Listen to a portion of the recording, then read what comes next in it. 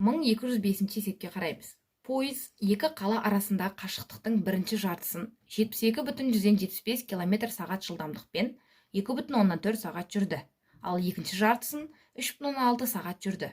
Пойыздың орташа жылдамдығын табыңдар. Орташа жылдамдықты табудың формуласымен 1193 есепте таныстық. Яғни орташа жылдамдықты табу үшін барлық жүрген жолды сол барлық жолды жүруге кеткен уақытқа бөлеміз. Олай болса, бірінші жолдың жартысын табамыз. S1 табу үшін 72,75 км сағатта 2,4-ке көбейтеміз. Нәтижесінде 174,6 км шығады. Демек, жолдың бірінші жартысы 174,6-ға тең. Олай болса, екінші жартысы да 174,6 км-ге тең болады. Себебі екеуі бір-біріне тең. Енді жалпы жүрілген жолды табу үшін осы S1 мен S2-ні қосамыз.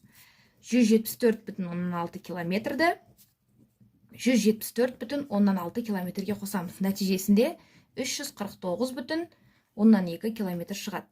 Енді В орташа жылдамдықты табу үшін осы жалпы жолды 349,2 км-ді жалпы жүруге кеткен уақытқа бөлеміз. Ол деген 2,4 сағат пен 3,6 сағаттың қосындысы.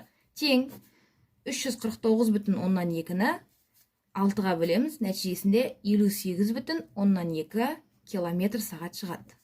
Демек, жауабы пойыздың орташа жылдамдығы 58,2 км сағат. Ал енді 1208 есепке қараймыз. Координаталық түзу бойында АС және СВ кесінділері орналасқан. Мұндағы С нүктесінің координатасы 6,1. Бұл А және В нүктелерінің координаталарының арифметикалық ортасы. В нүктесінің координатасын табыңдар. Ең алдымен бізге белгісіз В нүктесінің координатасын X деп белгілейміз. С нүктесі А және В нүктелерінің арифметикалық ортасы болғандықтан 6,1 тең А нүктесінің координатасы 2,4, ал В нүктесінің координатасы X. Екеуінің қосындысының қосылғыштар санына қатынасы. Ал бізде қосылғыштар саны 2, 2-ке қатынасы. 2-ні 6,1-ге көбейтіп өткіземіз. 12,2 тең 2,4 қосу X. Ал енді X-ті табу үшін 12,2-ден 2,4-ті азайтамыз. Нәтижесінде X тең 9,8 болып шығады. Демек, жауабы В нүктесінің координатасы 9,8-ге тең. Ал енді 1210 есепке қараймыз. Кітапхананың оқу залында орташа жасы 21-ге тең 24 адам бар. Оқу залынан бір адам шығып кеткенде, қалғандарының орташа жасы 20-ға тең болады. Оқу залынан шығып кеткен адам неше жаста? Демек, барлық адамдардың жастарының қосындысын X деп белгілейміз. Ал шығып кеткен адамның жасы Y. Енді арифметикалық ортаны табу үшін барлық адамдардың жастарының қосындысын қанша адам бар, соған бөлеміз. Демек, 24 адам бар, 24-ке бөлеміз. Сол кезде арифметикалық ортасы 21-ге тең. Осы жерден X тауып аламыз. X тең 24 пен 21-дің көбейтіндісі.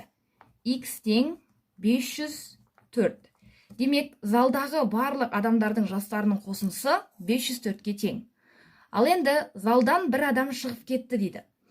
Ол адамның жасының нешеде екенін білмейміз, оны Y деп белгіледік. Демек, 504-тен Y жасты азайтамыз. Бір адам азайғандықтан енді 24 емес, 23 адам қалады. Сол кезде арифметикалық ортасы 20-ға тең. 20-ға тең. Енді осы теңдеуді шығарамыз. 23 пен 20-ны көбейтеміз. 504 азайту Y тең 23 көбейту 20. 504 азайту Y тең 460-ға. Y тең 504-тен 460-ты азайтамыз. Y тең 44-ке. Демек, залдан шығып кеткен адамның жасы 44-те болған.